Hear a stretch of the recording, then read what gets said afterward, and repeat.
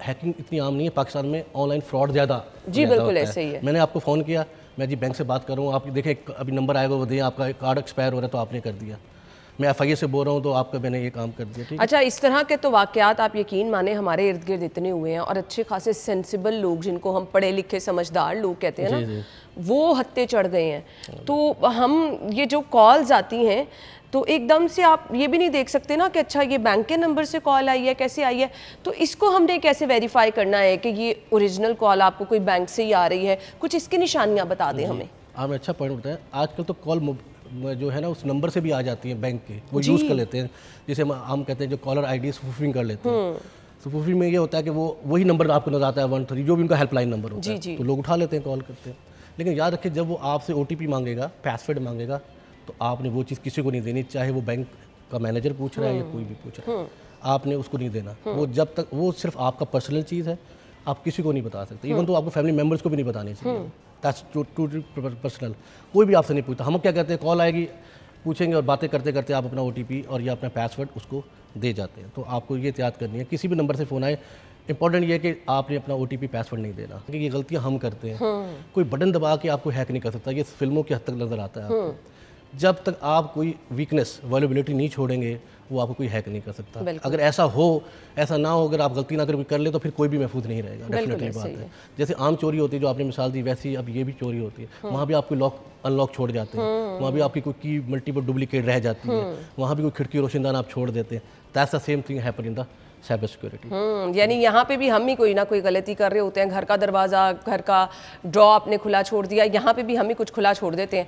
अब बात ये है कि हम असल में पता भी नहीं चलता ये गलतियाँ किस तरह कर देते हैं। एक मोबाइल फ़ोन है ना, अब हम समझते हैं कि मेरे पास तो आईफोन है, मुश्किल से हैक होगा, बट आज वो भी हो रहा है और चंद सेकंड में हो रहा है। मतलब आप जितना मर्जी महंगा फ़ोन ले लें, एंड्रॉयड है, आईफोन है, हैकिंग बड़ी आसान है। ये मोबाइल हैक करना क्या वाकई कुछ सेकंड की बात रह गई है? अच्छा पॉइंट है, लोग आईफोन समझते हैं या महंगा फ़ोन लेके समझते हैं हम महफूज हो गए। देखें, आप घर में आपने बहुत मजबूत ताला लगा लिया, लेकिन चाबी आप खुद किसी को दे रहे हैं, तो वो अच्छा लॉक आपके किसी काम का नहीं है, क्योंकि तिजोरी की चाबी आप खुद अपने हाथ से दे देते हैं, चाहे what ever you using Android और आईफोन। हाँ, ये आई का अपना इकोसिस्टम अच्छा है, हैकर खुद कुछ नहीं कर सकता जब तक कि आप, लेकिन आपकी गलतियों को आईफोन भी कवर नहीं करेगा। आप अपना ओटीपी, पासवर्ड आप किसको शेयर कर रहे हैं, तो उसमें आईफोन कुछ नहीं करेगा, वो तो समझेगा वो आप ही हैं, तो डेफिनेटली वहाँ पे करेगा। तो हैकिंग के कुछ सीधा तरीके बताइएगा, बट हम कोशिश ये करेंगे कि उसको इस मकसद के लिए यूज़ ना किया जाए कि आप हैकिंग की तरफ चले जाएं। हम आपको बता रहे हैं, गाइड कर रहे हैं कि अगर कोई आपके साथ इस तरह की कोई सिनेरियो है, कोई सिचुएशन है, तो कोई आपका मोबाइल फ़ोन हैक कर सकता है। किस तरह? हम कहीं जाते हैं, मोबाइल ख़राब हो गया, लो भाई ठीक कर दो, लो भाई ये काम कर दो, ये कर दो, ये कर दो, तो हैक हो सकता है हमारा मोबाइल। जी, बड़ा अच्छा पॉइंट है। पहले तो देखेंगे, हैकिंग खुद कोई नेगेटिव चीज़ नहीं है, ये एक स्किल है। ठीक है, एथिकल हैकिंग भी होती है और अनएथिकल हैकिंग भी होती है। तो हैकिंग खुद कुछ बुरी चीज़ नहीं है जब तक कि वो इस्तेमाल गलत नहीं कर सकते आप, ठीक है। तो हमें एथिकल हैकर, मैं भी एथिकल हैकर हूँ। एथिकल क्या काम करता है, आपके सिस्टम में वीकनेस की निशानदेही कर देगा कि सर आपका ये लॉक अच्छा नहीं है, सर आपकी प्रॉब्लम कर रहा है, ये वीकनेस है आपके सिस्टम में, आपका एंटीवायरस अपडेट नहीं है, आपका फायरवॉल प्रॉपर काम नहीं कर रहा, दिस इन दैट। तो ज़रूर सीखना चाहिए, एथिकल हैकर होना चाहिए, क्योंकि इनके मुकाबले में, जो हैकर्स के मुकाबले में हम एथिकल हैकर्स होंगे तो उनको डिफेंड कर सकेंगे। हमारा माइंड भी उस तरह चलना चाहिए जैसे उनका चलता है, वन स्टेप हमें आगे होना चाहिए उनसे, अदरवाइज ये तो ये बात है। अब जब आप सही बात करें, जब अपना मोबाइल हम किसी को देते हैं, नॉर्मली लोग सेल आउट करते हैं तो उसको भी फैक्ट्री रीसेट नहीं करते। अब आपका जो पर्सनल डाटा वो रिकवर हो जाता है, आपकी फ़ोटोज़ हैं, आपका फाइनेंशियल रिकॉर्ड है, आपकी फैमिली पिक्स हैं, बहुत कुछ ऐसा होता है जो पर्सनल होता है या ऑफिशियल है, वो लीक हो जाता है, ठीक है, और वो उसके हाल लग जाता है। तो जब भी आपको फ़ोन किसी को देना है, या तो आप खुद अपने, अगर रिपेयरिंग के लिए देना है तो सिम्स को भी करें और डाटा को रीसेट करना, फॉर्मेट करें, क्योंकि आप उस पर ट्रस्ट कर रहे हैं। जी, देखिए, हैकर जरूरी नहीं है कि बाहर से आता है, हैकर तो हमारे इर्द गिर्द ही होते हैं सारे। जैसे आम चोरी में कहीं ना कहीं चोर आपको देख जानता है पहले से, वो आपके फाइनेंशियल कंडीशन को अच्छी तरह वैल्यूएट किया होता है उसने, तो हैकर भी आपके इर्द गिर्द हो सकता है। अच्छा, हम जहाँ जाते हैं अपनी डेट ऑफ बर्थ बता रहे होते हैं, सेलिब्रेट कर रहे होते हैं, इन चीज़ों से भी वो हिंट ले लेता है। अच्छा, क्योंकि आपका अक्सर डेट ऑफ बर्थ आपका पासवर्ड होता है, सिक्रेट की के तौर पे हम इस्तेमाल कर लेते हैं। Mother names, father name, address, location, ये बहुत कैजुअल है कि हम हर जगह बताना शुरू कर देते हैं। फेसबुक पे बता देते हैं आज मेरी बर्थडे, ये टाइम इतने साल का हो गया, तो हर चीज़ हर जगह प्लेटफॉर्म पे शेयर करने से भी हमें गुरेज करना चाहिए।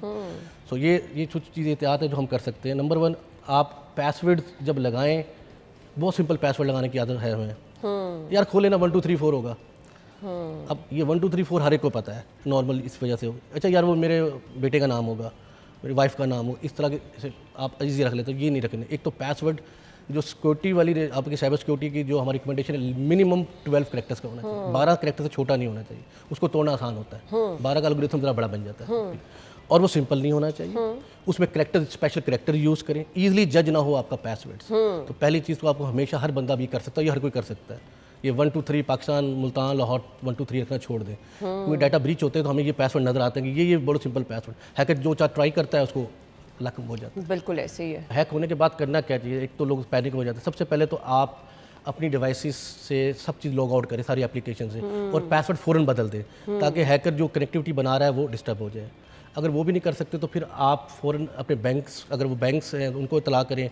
अब अच्छा बनाया हुआ गवर्नमेंट ने NCC है जिसमें साइबर क्राइम आपकी इन्वेस्टिगेशन बनी है, उसका हेल्प नंबर है 1977 है शायद, तो ये 1799 है, वो आपसे कॉल करके उनको बताएं, अपने अकाउंट फ़ौरन आप बंद करा दें, डिवाइस को रीस्टार्ट कर दें अपनी को, इंटरनेट से डिस्कनेक्ट हो जाएं फौरी तौर के ऊपर, ठीक है।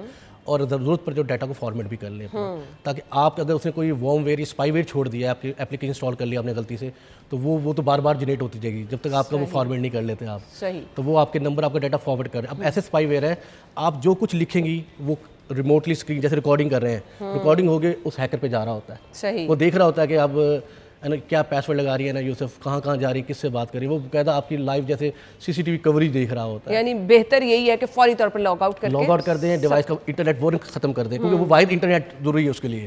आप इंटरनेट बंद करेंगे उसका रास्ता, आपने वो रोड ही बंद कर दिया ना जिस रोड में वो आ रहा था आपके साथ। ATM कार्ड सब लोग यूज़ करते हैं और आजकल ट्रेंड है जी, आपने ATM कार्ड दिया, आप चले गए, अच्छा जी अब बिल कर लें, ये कर लें, वो कर लें, तो ये ATM कार्ड दे के इधर उधर हो जाना खतरे का बाइस है। जी बिल्कुल। ATM देखिए, एक तो जब ATM और ट्रांसफर जल्दी में होते हैं, आपको पता नहीं अमाउंट कितनी ट्रांसफर हो रही है, और ये इससे बात आती है जो आपका QR स्कैन है, क्विक रिस्पॉन्स स्कैन कोड है, वो बहुत डेंजरस है। हर आजकल देखें शॉपकीपर ने, दुकानदार ने वो लगाया हो कि आप स्कैन कर लें। जी ऐसे ही है। अगर वो रिप्लेस हो जाए या हैकर उसको जज कर ले या वहाँ पे एक ऐसा गलत कोड लगा दे खुद, तो आपकी अमाउंट जो है ज़्यादा अमाउंट डिडेट होकर चली जाए। आपने तो स्कैन करके और आपको दे देना। आप जल्दी में होते हैं, शॉपिंग मार्केट में तो आप बहुत जल्दी में होते हैं, पैनिक होते हैं। तो जब कोई QR स्कैन कोड आपको दे तो करें कि उस पर जो नेम लिखा हुआ है जिसको आप दे रहे हैं वो कितनी है, उसकी अमाउंट कितनी है, ये मेक श्योर करें कि आप राइट पर्सन दे रहे हैं। जल्दी में बस आप नाम भी नहीं पढ़ते, डिटेल भी नहीं पढ़ते और पिन कोड दे देते हैं। That's very dangerous.